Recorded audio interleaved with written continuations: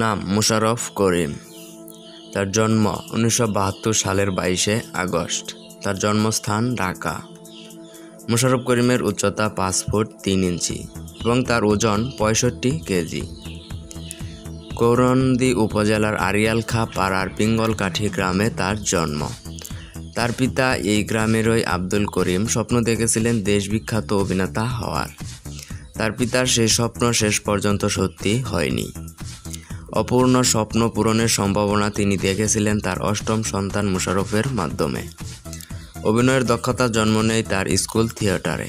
1986 সালে তার অভিনয়ের প্রতি ভালোবাসা অন্য মাত্রায় নেয় ও তিনি নাট্যকেন্দ্রে যোগদান করেন। অভিনয় জীবন শুরু করেন 1999 সাল থেকে। প্রথম সিনেমা জয়যাত্রা 2004 সালে অভিনয় করেছিলেন মোশাররফ করিম। তার গাড়ি, তার বাড়ি, তার পরিবার। মোশাররফ করিমের মা। মোশাররফ করিম 2004 সালে রুবেনা রেজা জুঁইকে বিয়ে করেন। জুঁইও নাট্য অভিনয় শিল্পী। তার সন্তান রুবেনা রায়ান করিম। অজানা তথ্য।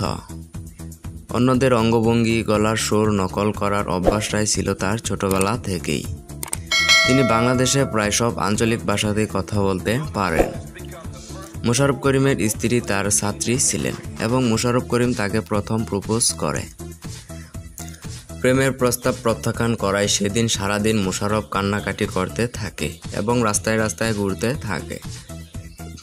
প্রথম বাংলাদেশি হিসেবে পর্তুগাল থেকে অ্যাওয়ার্ড পান মোশাররফ করিম। তার ভক্ত সংখ্যা শুধু বাংলাদেশেই নয়, বাংলাদেশ ছাড়িয়ে ভারতেও তার অসংখ্য ভক্ত রয়েছে।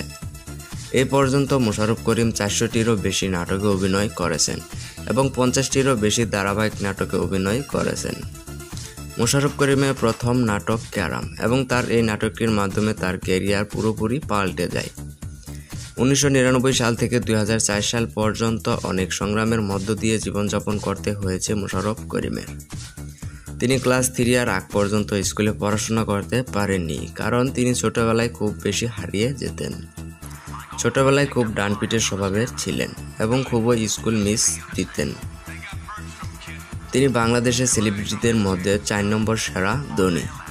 তার পুরস্কার 2008, 2012, 2013 সালে মেরিল প্রথম আলো পুরস্কারে শ্রেষ্ঠ পুরুষ টিভি অভিনয় শিল্পীর পুরস্কার অর্জন করেন।